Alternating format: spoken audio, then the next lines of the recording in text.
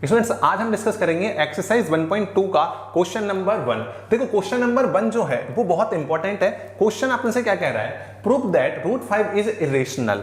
ये क्वेश्चन सबसे ज्यादा बोर्ड में पूछा जाता है, इसलिए इसे ध्यान से समझना। देखो बिल्कुल सिंपल है, क्या करना है, हमें सबसे पहले इसे इरेशनल प्रूव करने के लिए हमें इसको पहले एक चीज माननी पड़ेगी, उसे बोलते हैं रेशनल नंबर। तो हम क्या करेंगे, लेट रूट 5 इज रेशनल। ये क्यों मान रहे हैं, ये हम इसलिए मान रहे हैं जिससे हमारा ये स्टेटमेंट क्या हो जाए, कॉन्ट्रोडिक्टरी हो जाए। मतलब क्या हो जाए कि जो हम एक्चुअल में कहना चाह रहे हैं उसके अपोजिट हम इमेजिन करके चल रहे हैं। इसलिए हम यहां पे क्या लिख देंगे, टू कॉन्ट्रोडिक्ट। कॉन्ट्रोडिक्ट का मतलब क्या होता है, हिंदी में बोलते हैं विरोध करना, ठीक है। तो just that thing, contradict. Clear है क्या, ये हम सिर्फ कॉन्ट्रोडिक्ट के लिए ले रहे हैं। अब हम एक चीज पता है कि सर ये रेशनल नंबर अभी हमने इमेजिन किया है, इसका मतलब मेरा रूट 5 को मैं पी अपॉन क्यू की फॉर्म में लिखूंगा, क्योंकि कोई भी रेशनल नंबर क्या होता है, पी अपॉन क्यू की फॉर्म में होता है। हाँ जी सर, तो ये क्या हो जाएगा, ए अपॉन बी। मतलब मैंने जो नंबर है न्यूमरेटर को ए मान लिया, डिनोमिनेटर को बी मान लिया। और आपको कंडीशन पता ही है रेशनल नंबर के केस में, where b does not equal to 0। B मेरा कभी भी 0 नहीं होता है। अब एक चीज समझना ध्यान से, अपने पास में ए अपॉन बी आ गया, b does not equal to 0 आ गया। अब यहां पर देखिए, हियर जो मेरे ए एंड बी हैं उनको मैं क्या मान के चल रहा हूं, क्योंकि रेशनल नंबर उस केस में होगा जब क्या हो जाएगा, here a and B are coprime. क्या हो गए, मेरे ए और बी मेरे को प्राइम नंबर्स हैं उस केस में। अब बात आती है सर को प्राइम क्या होता है। को प्राइम नंबर वो नंबर्स होते हैं विच हैज कॉमन ओनली 1। मतलब जो कॉमन मल्टीपल होता है उनका सिर्फ 1 होता है, उसके अलावा और कुछ नहीं होता है। हमने इसको इमेजिन कर लिया, क्यों कर लिया, जिससे हम इसको क्या कर दे, कॉन्ट्रोडिक्टरी कर दे। मतलब जो हमने माना है, अगर रेशनल नंबर अगर ये प्रूव कर दे कि रेशनल नंबर नहीं है तो क्या हो जाएगा, इरेशनल नंबर। अब यहां पर ध्यान से समझना, अभी तक अपना कॉन्सेप्ट थोड़ा सा आपको समझ में आ गया, बहुत ईजी है, समझ लेना इजीली। तो बी को मैं इधर की साइड भेज दूंगा तो क्या आ जाएगा कि सर इधर आ जाएगा a equal to root 5b। अब मैं यहां पर क्या करूंगा, स्क्वायर करूंगा। तो लिख देंगे हम यहां पे स्क्वायरिंग बोथ साइड। जब मैं दोनों तरफ स्क्वायर कर दूंगा तो मेरे पास क्या बनेगा, a square equal to 5b square. ये चीज क्लियर है, हाँ जी सर। तो मेरे पास में यहां से b स्क्वायर इक्वल टू क्या आ गया, एक तरीके से क्या मैं इसको ये बोल सकता हूं कि मेरा b square equal to a square upon 5। देखो ए स्क्वायर के नीचे 5 अगर आया है, हमने जो नंबर माने, इसका मतलब ए स्क्वायर मेरा क्या होगा, 5 से डिवीजन होगा कहीं ना कहीं।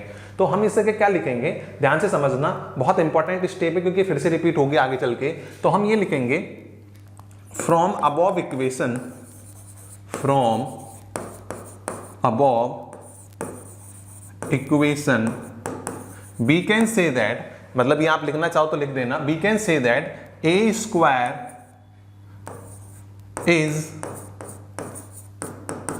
Divisible by 5। क्या हो गया कि ए स्क्वायर मेरा है सर वो 5 से डिविजिबल है। अगर मेरा ए स्क्वायर 5 से डिविजिबल है, देन मेरा जो ए होगा वो भी 5 से डिविजिबल होगा। हाँ जी सर, तो लिख दो, then a will be also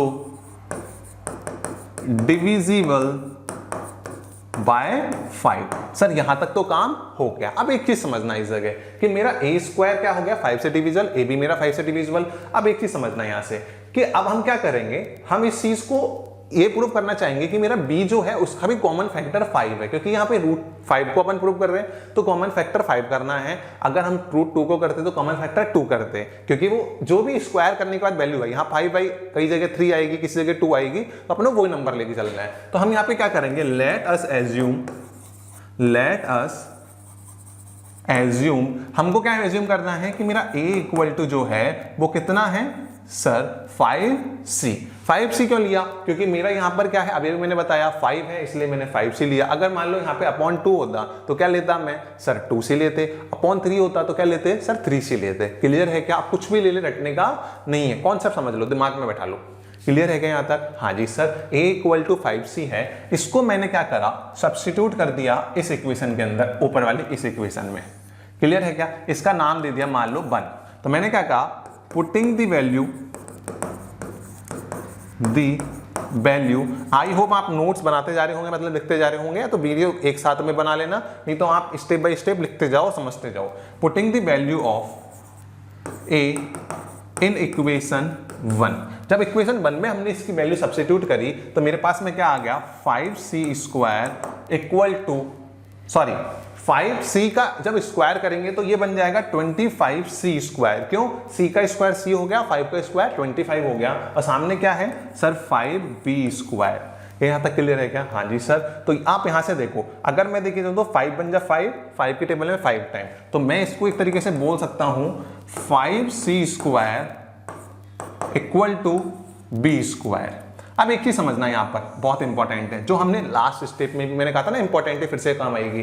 तो देखो मैं 5 को नीचे भेज दूं तो एक तरीके से क्या हो गया, c² इक्वल टू b²/5। तो हम क्या कह सकते हैं, so we can say that from above equation b², b किससे डिविजिबल है सर 5 से, b² is divisible by 5।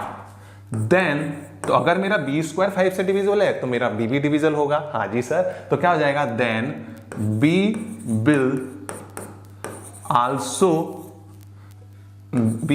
will be also divisible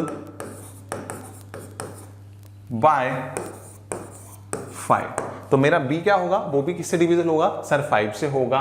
हमें एक चीज समझ में आ गई कि सर ऊपर वाले केस में और नीचे वाले केस में दोनों के अंदर एक कॉमन फैक्टर आ गया, वो कौन है मेरा 5। तो लिख देंगे हम, क्योंकि एग्जामिनर को अपन को सारी स्टेप समझानी है अच्छे तरीके से, तभी नंबर मिलेंगे पूरे, ठीक है ना। तो अपन क्या लिखेंगे यहां पर, हम लिखेंगे in a and b both have common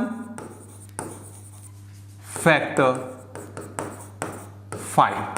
clear है क्या? हम यहां पे लिख देना we can say that in a and b both have common factor 5। अब एक चीज समझना, हमने स्टार्टिंग में क्या माना था, ए एंड बी आर क्या है, बोलो फटाफट, आपने अजम्पशन करा था ना, ए एंड बी आर, अरे बोलते जाओ, को प्राइम नंबर्स, यही माना था हमने। मतलब हमने जो स्टार्टिंग में अजम्पशन करा था ये क्या है, उसका कॉन्ट्रोडिक्शन आ गया ना, क्योंकि दोनों के अंदर 5 कॉमन फैक्टर आ गया, इसका मतलब a and B are not a coprime number. तो आप यहां पर इस चीज को लिखेंगे। अब नेक्स्ट टाइम आप टीचर को क्या बताएंगे, या फिर एग्जामिनर को हम ये कहेंगे कि ए एंड दिस कॉन्ट्रोडिक्ट्स, मतलब ये जो स्टेटमेंट है आप लिख सकते हो दिस स्टेटमेंट या दिस कॉन्ट्रोडिक्ट्स दी, या कॉन्ट्रोडिक्ट्स और अजम्पशन। समझ में आ गया, हाँ या ना? तो ये हमारा क्या हो गया, assumption A and B are coprime, A and B are coprime, हमने यही तो माना था। इसने इसका क्या कर दिया, अजम्पशन को कॉन्ट्रोडिक्ट कर दिया। तो हम इसका मतलब ये हो गया कि मेरा अगर ए और बी क्या है, को प्राइम नंबर नहीं है, इसका मतलब हम जो √5 इक्वल टू a/b जो लिया है वो कभी भी क्या नहीं हो सकता, उसको एक्सप्रेस नहीं कर सकते p/q की फॉर्म में, क्योंकि उसके लिए को प्राइम होना कंपल्सन है, मैंने आपको स्टार्टिंग में बताया था। तो हम क्या लिखेंगे, सो √5 can not be expressed in p/q form, ठीक है, या फिर अपन बोल सकते हैं रैशनल फॉर्म, और इसकी जगह क्या कह सकते हैं, और इट कैन बी सेड, क्या कह सकते हैं, √5 इज इररेशनल। मतलब समझ में आ गया क्या, ये हमारा कभी भी क्या नहीं हो सकता, एक रेशनल फॉर्म में रिप्रेजेंट नहीं हो सकता। और अगर ये मेरा रेशनल फॉर्म में रिप्रेजेंट नहीं होगा तो ये क्या हो गया मेरा, automatically √5 is a irrational number. इसी के साथ में आपका ये कॉन्सेप्ट कंप्लीट होता है। मिलते हैं अगली वीडियो में, तब तक के लिए धन्यवाद, जय हिंद।